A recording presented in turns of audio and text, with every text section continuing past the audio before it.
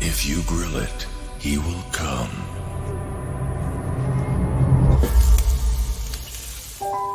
Hey. Hey.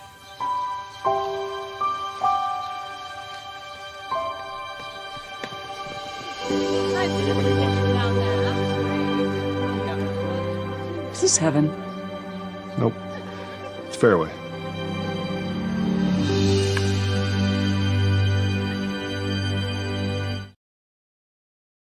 Hey guys, good practice today.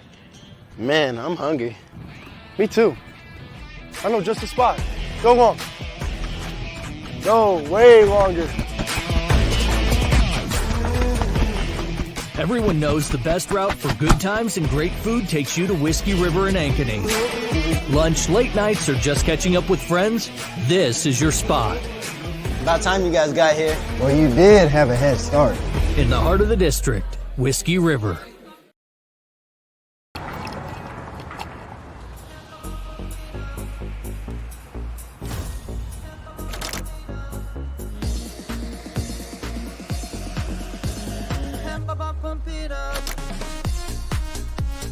A fuel choice that even rivals can agree on? Now that's worth the hype. Cheaper, cleaner, and homegrown. Pump it up with unleaded 88.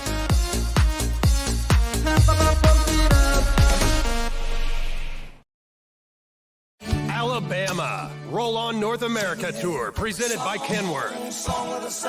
Saturday, October 19th, Wells Fargo Arena. Special guest, Exile. Alabama, live. All your favorite songs from the greatest country band of all time. On sale now at HighVTix.com. Produced by Outback Presents. Two guys, two Chris's, one network. Iowa Everywhere. It's time for Two Guys with Chris Williams and Chris Hassel. Presented by Fareway Meat and Grocery from the Channel Seed Studios. Where? Everywhere. Live and always on demand at Iowa Everywhere.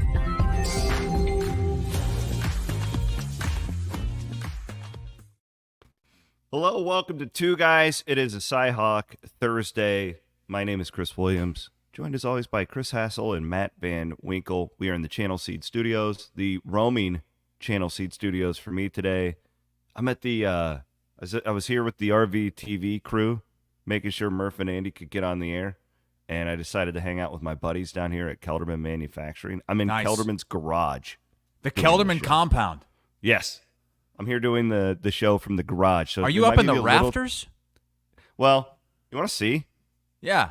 Yeah, show us around there a little bit. You know you're a car guy when your garage has a balcony. Look at this. Look at that. Damn, look at all those motorcycles. Yeah. Holy smokes. Joe Dirt car's down there somewhere.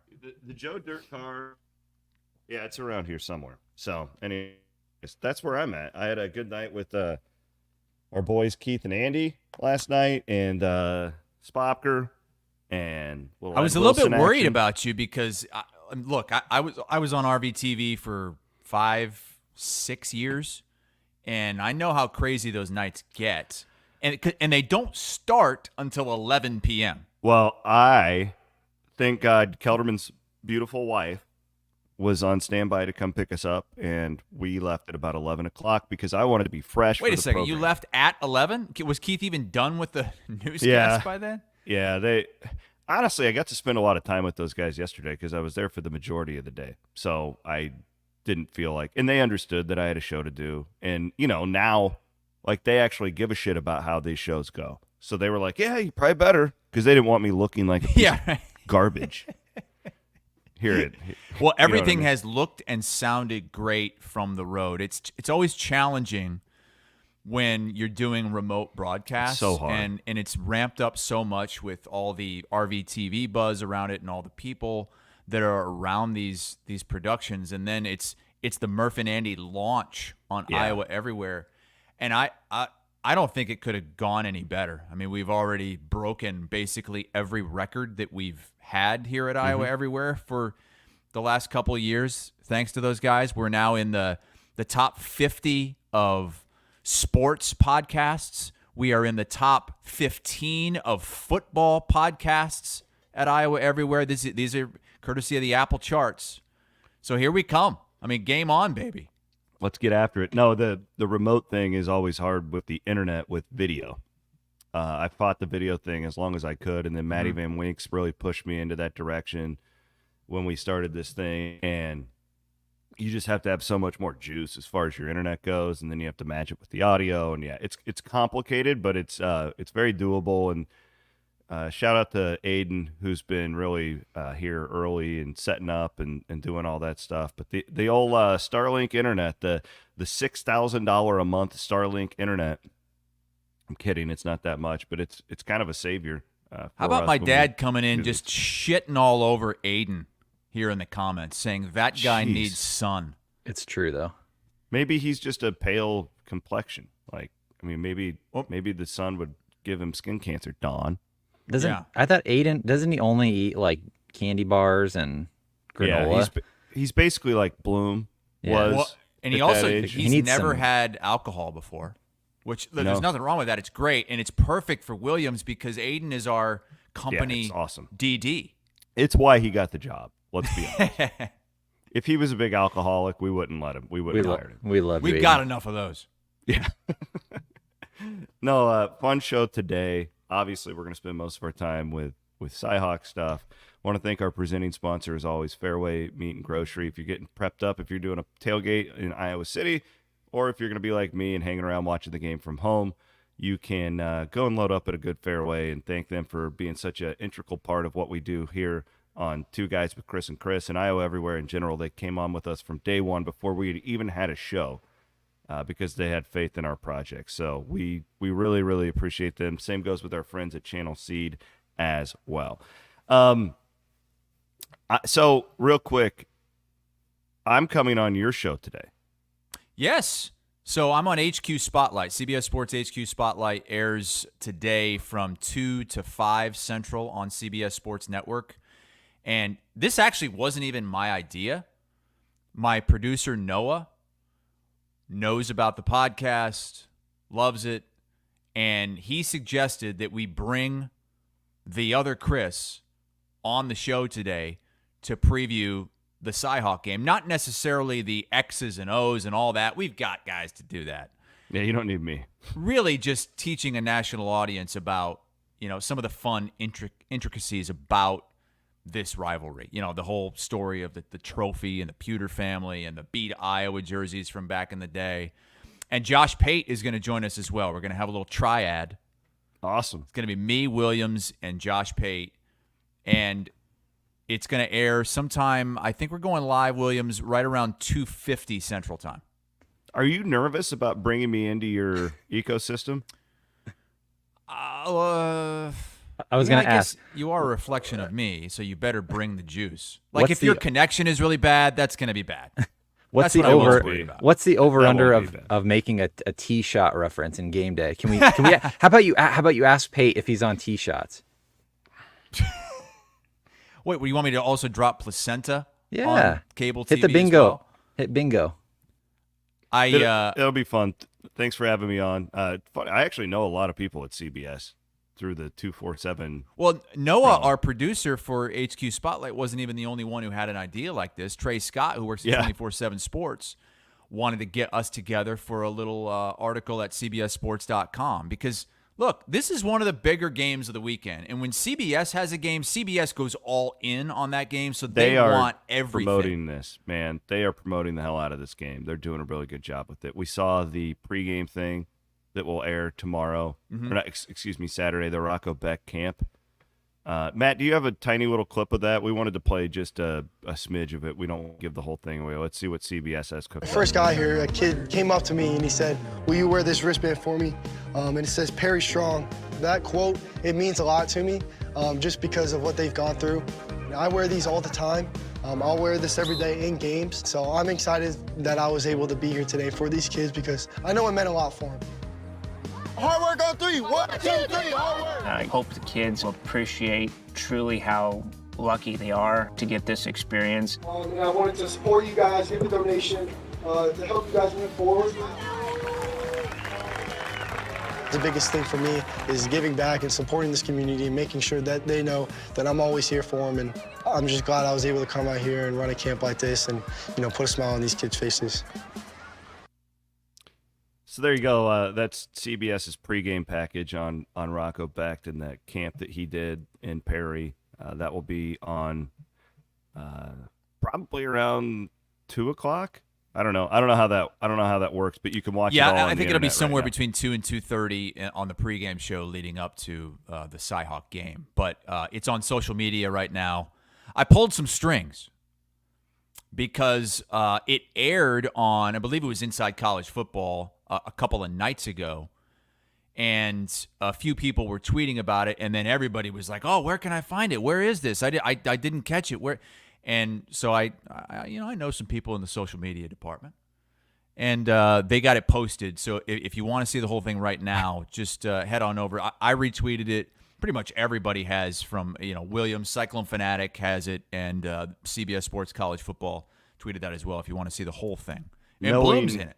Knowing Iowa State fans, that's going to be one of your better performing social media posts. And I knew it would be. That's what I was telling our social guys. Joe, one of our social guys, I was telling him, like, they want it bad. They need it. And he went to, because it's two different departments. You got the social team, and then you have the TV broadcast team and the people that put together these videos. And there's two different trains of thought. Like, well, maybe we want to hold this to the pregame show because that might help, bring more people in if they haven't seen it on social media. But there's a ton of value to put that on social, so I'm glad they were able to do that. Well, let's get into the game. And this has been – I've been toiling over this pick. Like, I know what's going on. Like, psychologically, I want Iowa State to win the football game, right? And that fandom in you can kind of start to take over where you get closer to this game and – you have less and less confidence. And I'm in a weird spot because I still believe in like my core pick that we made this summer. So we both picked Iowa State to win this game preseason, but so did Chad Leistico, and he changed his pick, and we've considered that, and we're going to make our picks today because it's been really tough for me too. I've gone back and forth. I have too. I've gone back and forth all week. Here's where I get stuck with this thing is with the Caleb Bacon injury, not just that, but all the injuries that Iowa State has. 2 offensive linemen. You got basically down 4 linebackers. I totally trust Rocco Becht. I totally trust. I think Mauser will call a great game. I think Haycock will call a great game. But the way this thing sets up, it's like, this is going to be an ugly football game. There's no doubt in my mind. And who wins uglier than the University of Iowa? And I could just they're pros at it. Like that's what they do. And the way they sets are, up, and that's why you have to do everything you can if you're Iowa State, in my opinion, and I think yours too, to not make this one of those ugly muck it up games. I just isn't Iowa just going to just run right at the guts of that Iowa State defense all day? I would think so. I would think that they're going to do it until Iowa State can stop it. Yeah, that's where I've landed here. The fascinating part of this will be if Iowa State decides it wants to push on offense, and usually that's a death trap, right? When you're going up against Phil Parker and that Iowa defense. But do you think Iowa State can do it? Do you think they can go downfield? Do you think that they can use those pass catchers and wide receivers? Because I know we can make an argument this could be the best aerial offensive attack Iowa sees all year. One of, for sure. Yeah, I mean, you've got Ohio State, but Will Howard, I don't know. I might take Rocco Becht over Will Howard. Now, Ohio State has more talent everywhere else. Yep. But this is going to be the best collection of quarterback pass catchers, maybe outside of Ohio State, that Iowa's going to see all season. And Iowa State has to lean on that. I had Gary Danielson on CBS Sports HQ yesterday, and we previewed the game, and from a bunch of different angles. And when I asked him about Iowa State, he mentioned how they need to lean on those, Rocco Becht and those great receivers that they have. And then I followed up at the end with one more question that's kind of specific to what we've been talking about on the podcast all week. Been the hot topic for Iowa State fans this week is saying that they want to see Rocco Beck throw it 40-plus times. Do you think that that's the recipe for success? I would put it a different way. I'd like to see him throw at least, 16 to 22 times in the first half to make sure this opens up. I think it may be a little, I hate to go all the way down and show my age. It may go back down if Iowa State played a perfect game. Could they do the old Steve Spurrier formula back in those days with the Gators, where he would throw a lot early and then he would rush the ball late a lot when they had the lead? And I don't see how Iowa State can get into the lead if they don't throw it early in the game and then go from there in the second half. Really looking forward to that one Saturday, 3:30 Eastern, the big CBS slot with Iowa taking on Iowa State. So that was a pretty good response to that question, because it's easy to say. Mark Cuban in that pic. Pull that up again, Ben. You look just like Mark Cuban. Pull up the shot of me there with because I don't have, as Peter points out, it's CBS hair versus Iowa Everywhere hair. Yeah, it's a little bit different. Mark Cuban. You got the I'm put together. I've got the button up. Do I need to do that when I'm on with you today? Do I need to pull my chest hair out and get a collared shirt on? No, because Josh Pate's just going to be wearing a white T-shirt. So what do I wear? Maybe you could wear like a Cardinal T-shirt. I don't know. You need a camo, like maybe a you camo could go shirtless. Snapback. Can I wear my Cyclones versus the World shirt? Hell yeah. Sure. Hell yeah. Why not? You can wear whatever you want, man. This is all about fun. You're not supposed to be all buttoned up. All right. But I thought that because it's easy to say, yeah, you got, and you've said it, you got to throw it 50 or 60 times. 60 times. 60 plus. But I like what Gary said. Do it early. Do it early. Try to get a lead. As we know, and we've seen it with Iowa, you've got to be able to throw the ball to open up the run. I don't think Iowa State's going to be able to run on Iowa unless they are able to show they can throw it over the top of them, or at least in the middle of them, taking the 6-7 yards down the field. And then if it's 2nd and 2, you run it. Throw early. He thinks that if they do that, they can grab a lead, and then it becomes really difficult. You put Iowa in a catch-up situation because you don't want to be doing the opposite. Yeah, I got the sense Iowa that he thought Iowa was going to be the better team, that Iowa was going to win this game. He said he flat out thinks Iowa is going to average 27 points per game this season. Who said that? Danielson yesterday. 27 points per game. So he's overreacting to week one just like everybody else. Really, did you listen to my podcast with Doctorman? It's okay if you didn't. Yeah, I did. Like the takeaway. Iowa Everywhere is killing it right now. Cyclone Fanatic is too. There's so much content that this time of year especially has to be listened to, has to be watched. I was listening to Legends and Listeners this morning. It dropped overnight. I've got more podcasts than I know what to do with right now. Good. No, the Doctorman thing, because we sat down. If you guys haven't listened to it, it doesn't matter who you're a fan of. It's just a really analytical type of in-depth breakdown of this game, more so than what we do. But it does really just scream to me that we all overreact so much to week one on both sides. It is, right? If it's McNamara looking like Patrick Mahomes, if it's the Iowa State defense, everything we overreacted to, which makes it really hard to come down and make a prediction on a game like this. A couple notes from me. Thought it was really interesting that the under has steamed down to 34.5 the last time I looked. So that's getting really low, and I would almost consider going over. John Miller said take the over in his column this week. You can read it at iowaeverywhere.com. The other thing is, now when I checked this morning, it had gotten back to 3. Yeah, as far as I've seen it at 3 this morning. So what's been happening is the public is hammering Iowa at 2.5. When that thing touches 3, the pros come in and bet Iowa State, and it goes back down. That has been what has been going on over the last few days. So it'll be interesting because right now this is a pros versus Joe's game. The pros are on Iowa State at 3. The public has Iowa at 2.5. Be interesting to see how that plays out over the next couple of days. I can't imagine this thing stays at 3 for very long. You think it's coming back down to 2.5? I mean, logic would say that if professional money keeps coming in on Iowa State. But I'm surprised it's at 3 right now. I didn't think it would get back there.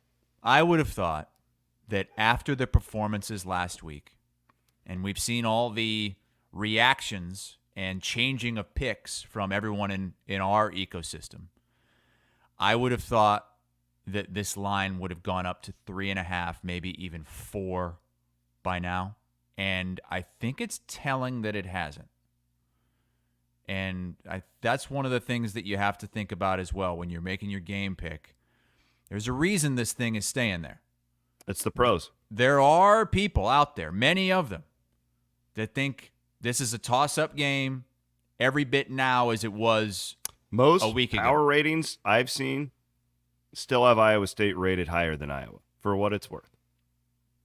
And that's from like bookies and stuff who post their power ratings. While we're on the subject of close spreads, let's revisit a conversation we had a year ago. And I believe it was Chris Felica that originally pointed this out a couple of years ago. Matt Campbell in quote-unquote toss-up games when the spread is within 3.5 points either way. He started 8-21 in those toss-up games. And that's leading up to Big 12 play last season. He was 8-21 going into Big 12 play with a long losing skid. Last season, though, in these games, these toss-up games, after conference play started, they went 3-1 in those games. They beat Oklahoma State by 7. They won at Cincinnati by 20. They won at Baylor by 12. The only time they did not win was at home against a ranked Kansas team. They lost 28-21. But 3-1. After that 8-21 start, Campbell's been a lot better in these toss-up games. 3-1 last season. He's had a reliable kicker. Special teams got better. You believe in your quarterback. I mean, that record really got tainted that 2022 season where they lost all those close games with that. They really didn't have an offense, and it was a defensive-oriented team. And I don't know. I don't really read too much into that other than they play a ton of close games, and it's hard to win them sometimes. But, yeah, I mean, it's notable. If you're if you're supposed to be in a tight game like that, you should be close to 500. You should be in theory. And they were nowhere near 500. 8-21. That was, they were losing in the margins, and I think a lot of that, you're right, was special teams related. Absolutely. They were giving up long punt returns. That's a thing we haven't talked enough about. Can Iowa State not shoot itself in the foot in special teams? Like a block punt, like those. We've talked so much about Rocco protecting the ball. That is a zero excuse. You cannot have that happen on Saturday. I think that Iowa State can afford a turnover. I don't think they have to play an absolutely perfect game. They can afford a turnover, but it's got to be like a deep ball that's intercepted that's kind of like a punt. Yeah. It can't be what we see in these games from Iowa State. You know, the fumble at the 5-yard line that's returned for a touchdown, the pick six. They can't have any of that. I mean, what do you want as an Iowa fan? Because we watched your offensive explosion last week against lowly Illinois State, and we all got excited about it, myself included, watching that. It was very impressive. We hadn't seen that from an Iowa offense in half a decade. Okay? What do you want as an Iowa fan that attack to be? Do you want them to take what's there with the Iowa State defense and run for 4 yards a carry, or do you want more of that? I want them to start off running the football and make Iowa State prove that they can stop the Iowa rushing attack. And maybe they can, and they'll have to adjust. Only issue with that is Lester scripts plays. You know, I don't know how you – I would like to maybe just kind of go out there, run, and see, and then adjust, as opposed to just go 15, boom, these are the plays we're going to do no matter what. Because I don't know if Iowa State up the middle can stop Iowa consistently. Now, if they go out there and they run and they have success, then obviously you just keep doing it. If you don't, yeah, let's open it up a little bit. Let's see what Cade McNamara can do. I think there might be multiple turnovers in this game. I think each side might have turnovers. I think Cade might turn it over. My hope for Iowa State is just they're aggressive as shit on defense. Just blitz, blitz, blitz, blitz, blitz. That's what I want. Come from everywhere. Blitz the safeties. McNamara has shown he is a lot more mobile than he was a year ago, but it's not like he's Vince I still Young. don't think they want him trying to alleviate Jeremiah Cooper very much, is my point. I would love to see Iowa State just be I want one of the most aggressive game plans we've seen from John Haycock, who tends to be very passive in the first quarter, and then he ratchets up pressure. He feels out the offense, a lot like you're saying you'd like Tim Lester to do. I would love to see Haycock really just unleash the dogs from the first snap. What are you most worried about as an Iowa State fan? It's the linebackers. And again, it's not a scheme thing. It's not. So what are you most worried about, though, that Iowa might do to go after that weakness? 12-minute drives. We saw North Dakota do it. Yeah. And I just know Kirk Ferentz too well. He'll do that all freaking game.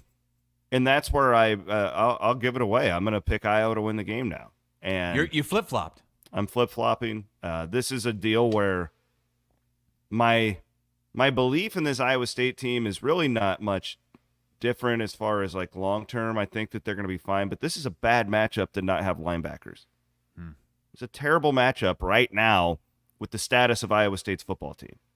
And Iowa showed just enough where you got a game plan for their offense now, right? What was the deal going into the season for them? It's be 99th.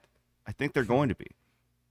I think that they have a shot to be 80th, potentially. I don't know. But what scares me now is I just don't know if Iowa State has the dogs in the front seven. I think their line's going to be fine. I like their defensive line. But at that second level, I mean, if you're playing third-string dudes against – this is Big Ten football, right? I hate the matchup. I have belief in Iowa State's offense. I think that Rocco Becht and that group can do what Hunter Eckers did 2 years ago and make a drive and do all that when it's money time. But it just – I'd rather have a member of the secondary out than Caleb Bacon. He's the quarterback of that defense. It's just a bad matchup at a bad time. Nobody wins ugly better than Iowa. I'll take them 20-17. I'm not confident about it though, because I see what we're seeing with the money in Las Vegas, and the pros are staying on Iowa State. But if it's 20-17, that's right where the number is anyway. So that's where I'm going to go, and I don't feel good about it. What about you? Boy, there were times this week when I was like, There's just no way Iowa State wins this game. And then I keep looking at the line. I keep looking at all the professional money. I keep looking at the way this game has gone over the years, which is always seemingly unpredictably. I mean, who would have thought Iowa would have just blown out Iowa State with the Purdy and Breece Hall team, College Game Day there? I remember 2007. I know that's a long time ago, but I remember 2007 when not a single person, even a kid decked out in Iowa State gear in his dorm room, was picking Iowa State to win that game. And they go out there, kick 5 field goals, and beat Iowa 15-13. I think we tend to put way too much into week one. Mm-hmm. We tend to overreact and overcorrect. Now, this is a little bit different in that it's not just we're overreacting because McNamara and the offense went out there and scored 40 against Illinois State. It is, the biggest thing is the Iowa State side of things with the Caleb Bacon injury. That's a real thing. That's not just a reaction. That's a real thing. And Will McLaughlin. And there's 4 of them. That's the biggest thing with me. It's the amount of them. So there were times this week when I was in fact, Randy Peterson writes an article every week where we make our picks. A bunch of us at Iowa Everywhere make picks, and we always pick the Iowa and Iowa State games. And I had a draft in there where I was picking Iowa. But I am not going to change my pick. As I sent Randy, the Caleb Bacon injury and Iowa's rebirth on offense got me to rethink my preseason pick. But I'm going to avoid the urge to overreact and overcorrect. Outside of Ohio State, this is the best quarterback-wide receiver combination Iowa's going to see all season. I think Iowa State's going to think outside the box here. I think they're going to hit some big plays against this Iowa defense. I think this is going over the total. I've got Iowa State winning 20-17 in one of the more entertaining games that we've seen in this CyHawk battle in quite some time. Am I the only one that's picking Iowa State to win this game? Looks like it. Yep, you are. So Keith's got Iowa 21-17. Van Winks has Iowa 20-13. Randy Peterson has Iowa 13-10. Williams, what was your pick? Iowa. I had the same score as you, 20-17. 20-17, just reversed. Andy Fales somehow got out of making picks. He just told Randy no. I don't feel good about this. I don't feel good about switching this. This bothers me that I've done this. But you don't feel good in what kind of way? As a professional or as a Cyclone fan? More as a professional, because I agree with everything you're saying, the urge to overreact and all that stuff. And I'm looking at the numbers, and I usually just go against the public. That's if I see and the public is just all over. And us, just look at us as an example. Yeah, we're it makes in it. me really nervous about the professional side of it. Who it is makes me picking feel good about Iowa State in this game? I feel like the vast majority of Iowa State fans are picking Iowa to win this game. Well, if you're an Iowa State fan, that's probably right where Matt Campbell would like to be. That's another reason Yeah. why I'm sticking with my pick. I think Iowa State has that sort of edge this week. Iowa, the vibes are so good. Kirk Ferentz is coming back. All is right with the world. But there's more pressure on Iowa here. A lot more pressure. Everybody in the comments thinks that you and me are just playing psychological warfare with them. No. And there might be I'm something not. to that, like the psychological hedge that's going on. And I've done it before. This is not a psychological hedge for me. yeah, This game is more important for Iowa because Iowa State is not in the position to get an at-large playoff bid, okay? Iowa State's on the road. This is Kinnick Stadium. Yeah, the vibes were great last week. The offense looked great. If things go downhill a little bit, those fans are going to turn fast.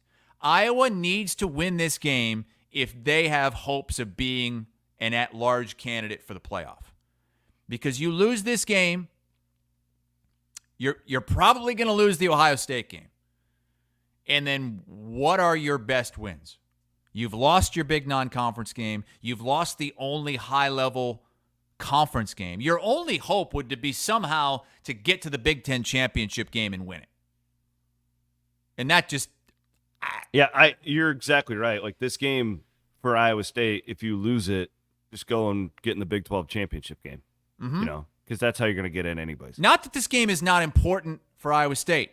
I think it's extremely important for Matt Campbell. We talked about that a couple of years ago. Matt Campbell needed that win. He was winless against Iowa. The September failures, he needed to get over that hump. He did it that season.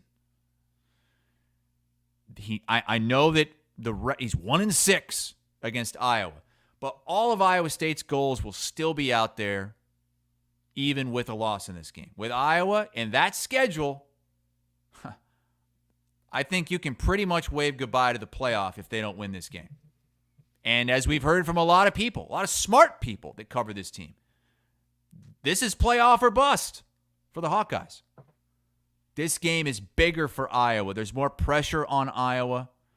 Iowa State should be out there getting loosey-goosey and leaning on their best players, NFL players, at the skill positions. I really trust this Mauser to do that. Now, will they execute it? That's a whole other deal. But I think Taylor will. I think he's going to push, and maybe that's going to be a thing after the game. Be like, oh, they weren't patient enough, But I think Iowa State, I really think Campbell has turned a corner with that. The way they kind of just pivoted last year after that Ohio game. And remember they put out that freaking air raid graphic and like all that. Like, I don't think that is show. I don't think they're just going to pound their head on Saturday. Now, it's either going to, high risk, high reward type thing when you're talking about the Hawks. One thing, Casey says, Hassel, you are correct. This is Iowa's Super Bowl.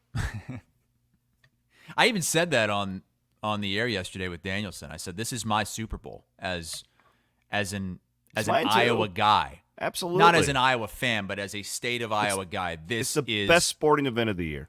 My favorite rivalry game. Iowa fans can say what they want about Minnesota, Nebraska, and Wisconsin. Minnesota is not a better rival. Neither is Nebraska. It's stupid. Iowa's #1 rivalry game. Did you listen to Cyclone Sunday with Ben Bruns? I did, yeah. The Brian Ferentz thing was really interesting. So Ben Bruns, and it was just kind of a throwaway thing. He didn't go in depth about it, but he just said... And he wasn't being a dick either. Like, this wasn't, like, targeting... go ahead. You can tell the story. I'm sorry.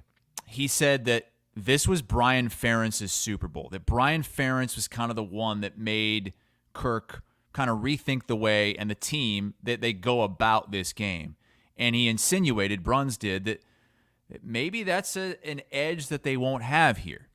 I went and looked at the record since Brian Ferentz became an assistant coach at Iowa. That's when everything kind of turned, because we've talked about the 8 out of 10 that Iowa's won.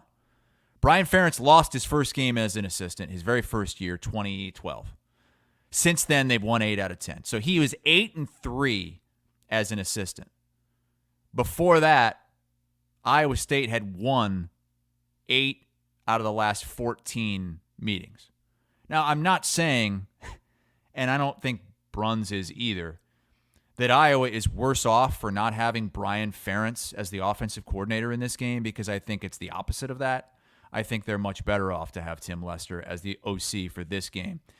But maybe there was something psychologically that Brian Ferentz brought to the table. In fact, I heard Scott Docterman say that he talked to Brian Ferentz. I don't know if it was this week or sometime recently, and brought up a story about, I think it was the 21 game where both teams were top 10, and Kirk Ferentz was just a wreck before the game. Mm-hmm. Just pacing around, biting his fingernails, chewing his gum. And Brian said, Dad, if you're like that in front of the team, how do you think that's going to make them feel? Mm-hmm. And so he kind of changed his great insight, the way he thought about that. And so that, maybe. We're just looking for little things, really little things. Because that's always the difference in these Iowa football games. New sponsor today. I want to thank our friends at Freedom Tire.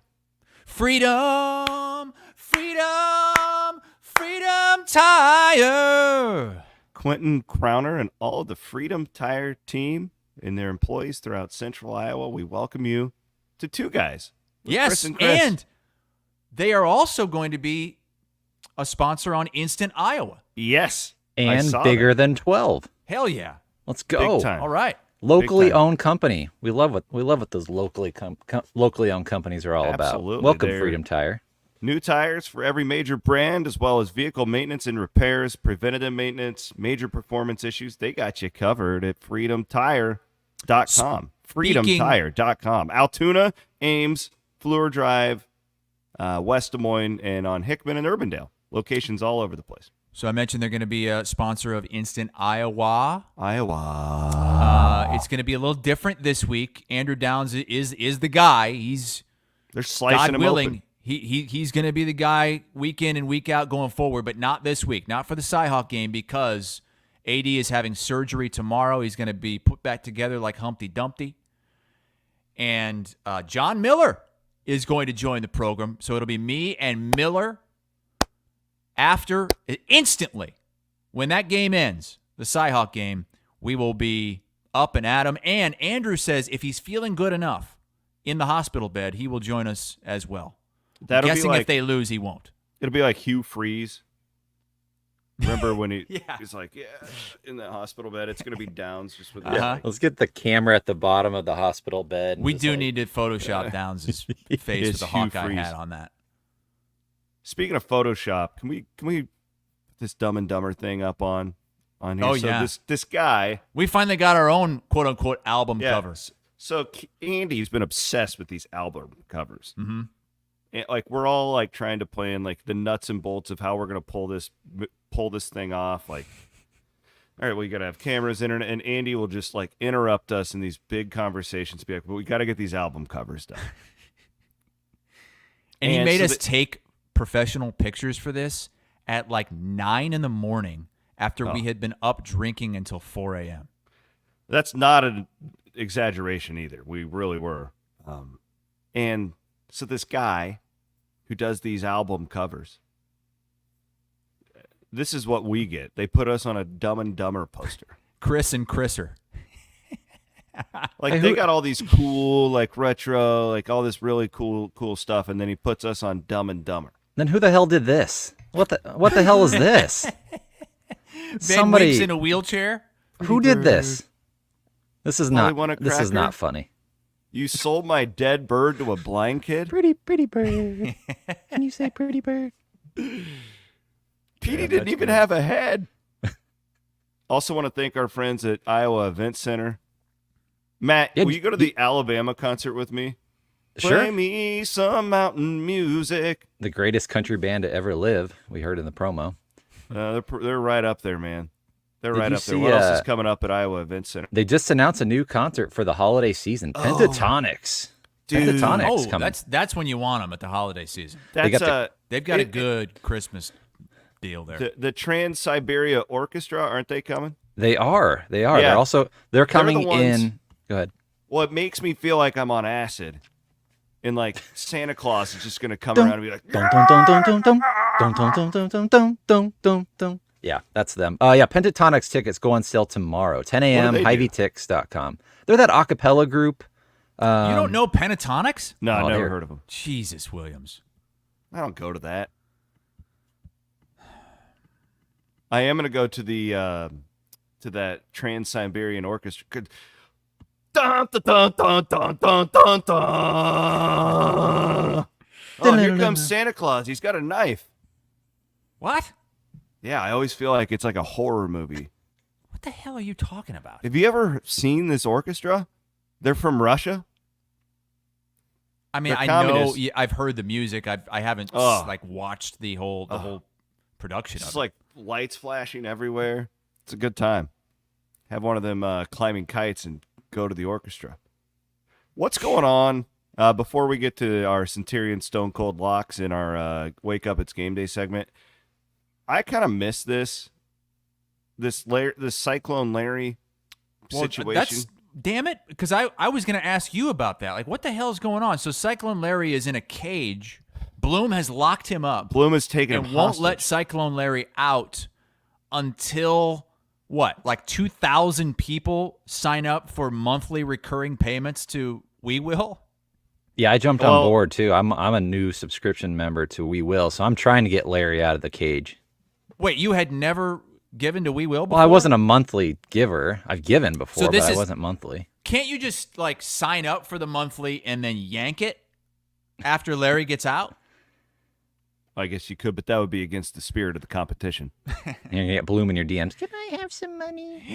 Give me some money. We need Cyclone Larry to come back and tweet and make us happy again. So Bloom explained it to me that this was all Cyclone Larry's idea. Okay. But now, like, all these people are pissed off at Bloom, accusing him of holding back great content during CyHawk Week for money. I've even seen some Hawkeye fans that are upset because they're hearing through the X-Vine that some Iowa fans have signed up to give just to try to get Larry out of the cage. Interesting. Free Larry? Real 2024 drama during CyHawk. My God. Hey, real quick, Matt, can you find William Hung singing the Iowa State fight song too? For God's sake. We got to have that Sure. on the show today. That should be up there from last Just year. end the show with that. I don't want to have to say that shit. Hey, wake up. It's game day. Get up. It's game day. Chris Williams and Chris Hassel take a look at this week's best games. Powered by Game Day Men's Health. You guys have got to stop talking about the shots to the tip because they don't do that at Game Day Men's Health. What? They got the T shots and the P shots. No, but they don't give you a. Okay. Yeah, the T shot is the testosterone shot. The P shot is in your penis. I know, but like they don't want us promoting that. Like that's not. I heard Murphy talking about that on. That's not what happens. The thing is like penis injections and stuff. I guess we're going to find out. No, listen. Williams was joking about that, and right in the tip. Yeah, and Hassel, of course, just took it and ran with it. Yeah, there is those. I mean, there is such a thing. There is no dead horse Hassel can't beat. I mean, he will keep coming. He will invent the dead horse. Yeah, too. yeah. But so and then beat it. I stopped by Game Day Men's Health, and the doctor there was like, "Yeah, listen, I know you guys are kidding, but if you could stop saying that it's in the tip, because no one wants to come in and beat it. It's not. So probably not. There are injections. Yeah, it's like it's in the meat. Okay, I'm gonna push back on this. We're gonna lose one of our best sponsors, really good friend of mine, Bill. I'm going to say Stop it. Look, how much more traffic has Game Day had because of this partnership? Because of how we've talked about them and because we've pushed people to go in there and get their shaft injected. This is not a bad thing. This is a great thing. Murph saying that nobody wants to go in there, that's wrong. That is wrong. It's flat out wrong because people are flying in there. I mean, there was a guy in the Iowa City area. He was so excited to go in there, he drove his car through the front door. That's true. Don't mess with a good thing. They asked me if I would share my before and after game day pictures with, and I said, no. Because some idiot would take that bowling ball picture. Oh, I've got it. I've got that thing saved forever. That thing's going to live forever. You do. You look like, it looks like a... I look pregnant. You know, sometimes if a really like a skinny, tall woman gets pregnant and they don't really gain weight anywhere on their body, but like at 8 months, it looks like they are just giving birth to a bowling ball. Yeah, that's what you look like in these pictures. And I owe it all. I'm almost 30 pounds. You're 30 pounds now? Dude, it's like falling off now. You're it's withering away. It's like I hit a spot and now like I'm in a really good spot and it wants to, have you ever had weight loss? You have. Like where have I ever had weight loss? Well, have you ever tried to lose weight? But there's like stubborn weight and then you get to a point and you feel like you can't lose anymore and then you get past it. Does that make sense? That's where I'm at now. I got past it. Really interesting. You're looking great. Thanks, brother. Appreciate that. Worked really hard, but it does. They've been and awesome. the thing is that you keep saying you actually you feel even better than you look. Yeah, no doubt. I feel like a new man, and they've been awesome, like support system. So thank you to them. I want you guys to give it a shot. Andrew Downs is going to do it. Hey, give it a shot. Give it a shot. Top 3 games for me: Arkansas at Oklahoma State. There's a theme here. Chris, this is just another huge weekend perception-wise for the Big 12. There's a lot of these games where they can't afford to lose them. Last week we were shooting for the stars, hoping Penn State that West Virginia could beat Penn State. But there's a lot of ACC Big 12 matchups this week. Big 12 needs to get some of these. Oklahoma State is hosting Arkansas. That will be on ABC, I believe, so a huge audience for that. I'm anxious just to see Kansas State at Tulane. Avery Johnson kind of struggled, I thought, last week in his opener as a starting quarterback for Kansas State. Be anxious to see how he does on the road against a good team. We don't know exactly what Tulane is in the post-Willie Fritz era, but they're a good program. Was it last year or 2 years ago that Tulane went into Manhattan and beat Kansas State? So this is a revenge game. That was last year, yeah. Just like a 9-point spread or something on this. And then a little sentimental Big 12 after dark pick here. It's Texas Tech at Washington State. Mike Leach is going into the Washington State Hall of Fame, and I thought it was really cool that they're doing it the night that Texas Tech is in town. So, and that'll be a good game too. I think the spread's like 2 on that one. Yeah, that was one of mine. I saved that for you because I knew you would want that. That was going to be one of mine because the total is is like 65, 66. Yeah. I heard I was listening to Bigger Than 12, and Duke was like, over, baby. Over. I don't care what the number is. I don't care if it goes to 70. Go over. So that's going to be a really fun game to watch. I'm going to start mine off with another Big 12 team. My top 3 games to watch. On here, wake up, it's game day. UCF hosting Sam Houston. On the surface, whatever. But Sam Houston went in and just pimp slapped Rice last week. And UCF is one of the more interesting teams because KJ Jefferson looked terrible last week. Terrible. Horrible. It was one of the worst quarterback games you'd see outside of an Iowa game from 2022 or 23. You know bad quarterback games, too, so I'm going to take your word for that. Yeah, I had that game. I think it was a Thursday night game, and I had that up on the TV because I wanted to see Jefferson because I stuck my neck out there on this program and said that I did not think he would be very good, even though they paid him a bunch of money to come over there. And he was worse than bad. I mean, they were playing on nobody, so they ran all over them. Yeah, they're going to be able to run, but can they throw? I want to see. I don't know. It's a 3-touchdown spread, something like that. But I want to see if Jefferson can bounce back in that game and show what he can do through the air. My next one is maybe the most interesting game of the week, outside of the CyHawk game for us. And it's Nebraska, Dylan Raiola, quarterback, the 5-star, at home against Coach Prime in Colorado and Shedeur Sanders and Travis Hunter after what he did last week. And just a huge spot for both of these teams. Nebraska lost in Boulder last year. They're about a 7-point favorite here. I am of the opinion that Nebraska is the much better team and that they're going to roll in this game. But just the talent on the field at the skill positions from quarterback to wide receiver, I think that's going to be a really fun game to watch. And that's a night game, right? So that'll be after the CyHawk game. That's the NBC Big Ten game, yeah. That'll be great. And my last one is another, power conference non-con matchup. It's Mississippi State out of the SEC going to Arizona State out of the Big 12. Arizona State was just an afterthought, like maybe thinking last place Big 12. I don't know if you watched their game last week against Wyoming. That was a 1-score spread, and Arizona State treated them like they were Illinois State.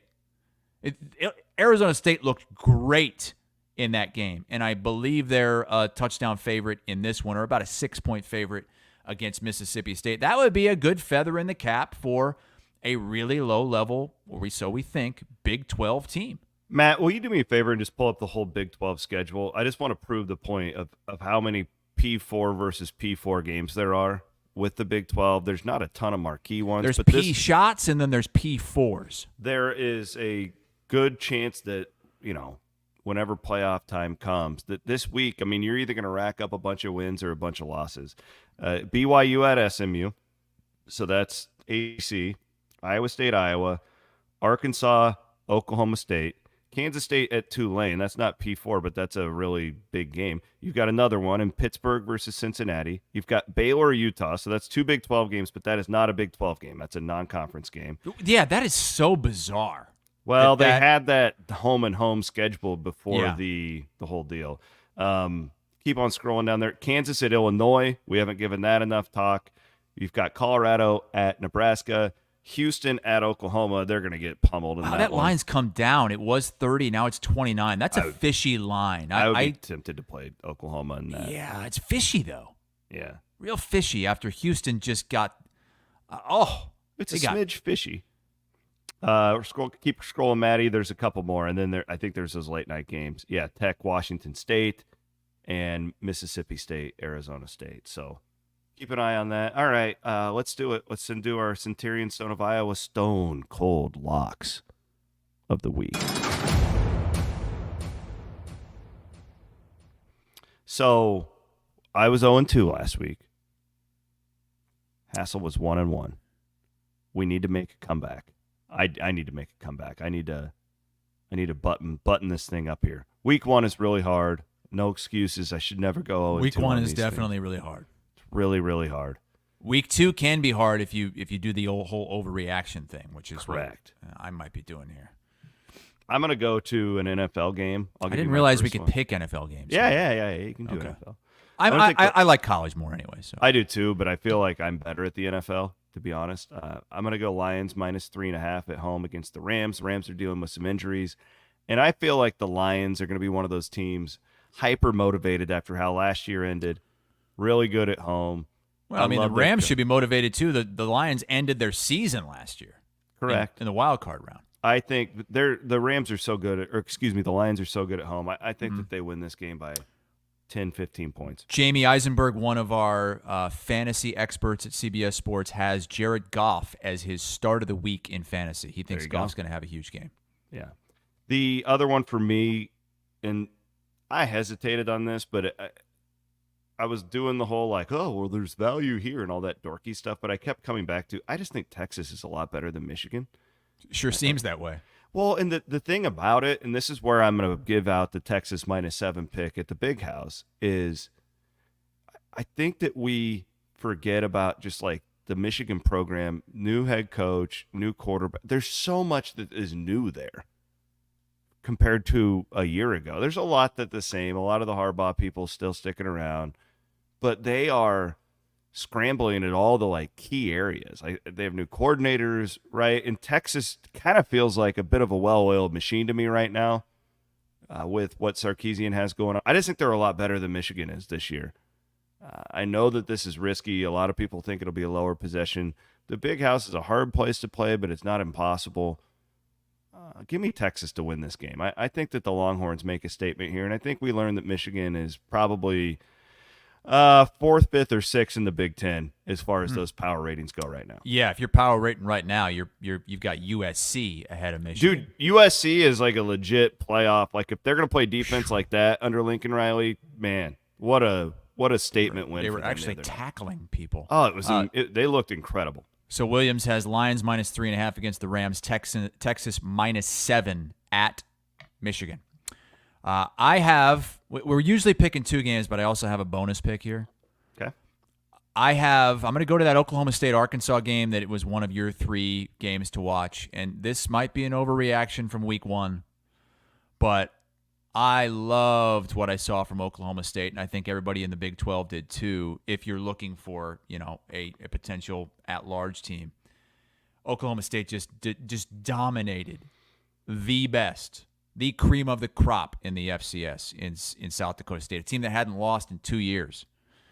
And they are laying 7.5 against Arkansas. I just have a good feeling that they're going to be able to handle Arkansas, though Bobby Petrino looked pretty good calling plays in their opening game when I think they won 70-0. But I like Oklahoma State -7.5. I'll add to that too. This has got to be a huge emphasis game for Mike Gundy, knowing the importance of it. And Arkansas is just not good. Arkansas is not going to even challenge for a bowl game this season. This is going to be Sam Pittman's last season as the head coach, and Bobby Petrino might take over by year's end. I could make an argument too. I wouldn't do it because I think Utah is the safe play. I could make an argument that Oklahoma State is, if you were going to power rate the Big 12, that they could be number 1.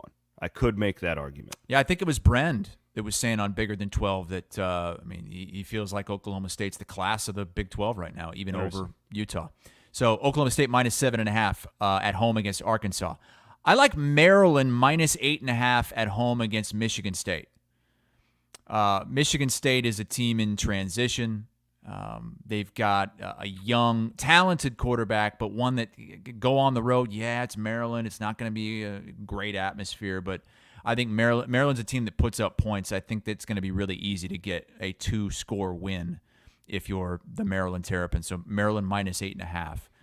And then, can we update this since Oklahoma is now at -29? Can we say let's cross that out. Oklahoma -29, not -30, -29 against Houston. Again, I'm going against my own advice. I'm overreacting to week 1, but Oklahoma against a former Big 12 team. Oklahoma's got a bunch of stuff to prove this year going into the SEC. They want to show that they are it's not all about Texas, that they are legit too. And Houston sucks.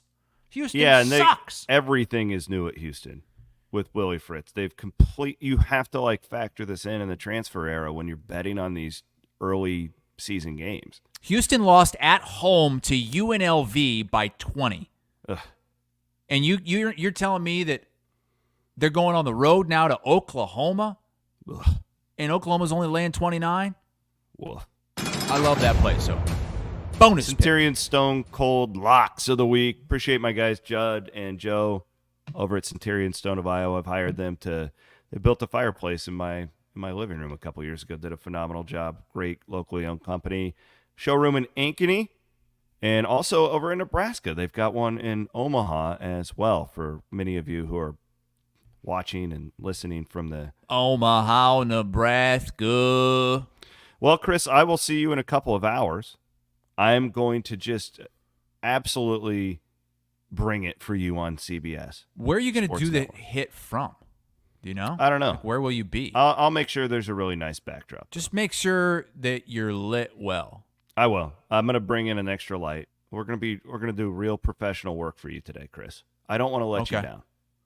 I don't want to let you down. Hey, we've got cheers to the weekend as well from cheers to our the friends at freaking Steeple weekend. Ridge. Cheers to the freaking weekend. Let's raise our glass of Steeple Ridge bourbon.